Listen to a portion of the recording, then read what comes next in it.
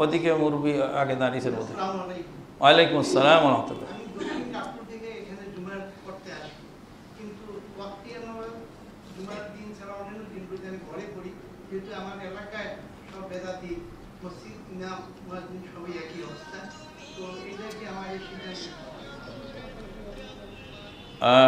আচ্ছা, প্রশ্ন উত্তরের ক্ষেত্রে আমরা এবার তো হলোই, আগামীতে আপনারা এর খেয়াল রাখবেন, একটা মাইক রাখবেন কর্ডলেস, যাতে যিনি প্রশ্ন করলেন প্রশ্নটাও এতে এসে যায়, তাহলে মানুষ বুঝতে পারে কী প্রশ্ন করলো আর কী উত্তর হলো। তো যাই হোক, মুরব্বী প্রশ্ন করেছেন যে আমি কাফরুল থেকে এসেছি, আমার এলাকায় বেদাতি মসজিদ, আমি 5 ওয়াক্ত জামাত পড়তে পারি না, এখানে জুমার দিন আসি। আপনি 5 ওয়াক্ত জামাত পড়বেন, বেদাতি মসজিদ যদি হয়, বেদাতি ইমাম মুয়াজ্জিন হয়, তাদের ওখানেও পড়তে পারবেন। একজন মানুষ যতক্ষণ পর্যন্ত ইসলাম থেকে খারিজ না হয়, যতক্ষণ পর্যন্ত তাকে মুসলিম বলা যায়, ততক্ষণ পর্যন্ত তার পিছনে ইক্তেদা করা যায়।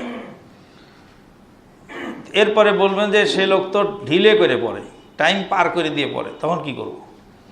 রাসূলুল্লাহ সাল্লাল্লাহু আলাইহি ওয়াসাল্লামকে জিজ্ঞেস করা হয়েছিল যে কিয়ামতের আগে, রাসূলুল্লাহ সাল্লাল্লাহু আলাইহি ওয়াসাল্লাম বলেছিলেন কিয়ামতের আগে কিছু ইমাম আসবে যারা সালাতকে ঢিলে করে দিবে।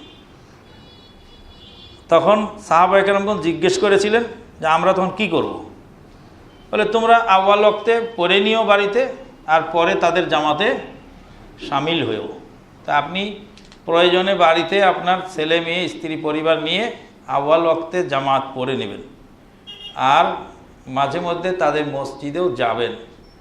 মসজিদে গেলে তাদের সাথে সম্পর্ক বজায় থাকবে এবং দাওয়াতি কাজে সুবিধা হবে। এবং একজন মুসলিমের পিছনে আর একজন মুসলিমের মানে সালাত বৈধ। আল্লাহ পাক বলেছেন ওয়ারকাউ মা'আর রাকিঈন, রুকুকারীদের সাথে রুকু করো। মাওলানা আব্দুল্লাহ আল কাফি আল কুরাইশি রাহিমাহুল্লাহ, ওনার একটা বই আছে এই মর্মে, সেই বইটা পড়বেন। আহলে কিবলার পিছনে সালাত, পিছনের নামাজ লিখেছে, আহলে কিবলার পিছনে নামাজ। আহলে সুন্নাত ওয়াল জামাতের আকীদা হলো যে কোনো ফাসেকের পিছনেও সালাত বৈধ। 1 লক্ষ মুসলিমকে হত্যা করেছিল হাজ্জাজ বিন ইউসুফ সাকাফি। হাজ্জাজ বিন ইউসুফ সাকাফি লক্ষাধিক মুসলিমের হত্যাকারী, এত বড় জালেম শাসক ছিল। সেই হাজ্জাজ বিন ইউসুফ সাকাফির পিছনেও সাহাবায়ে কেরামদের কেউ কেউ ইক্তেদা করেছেন।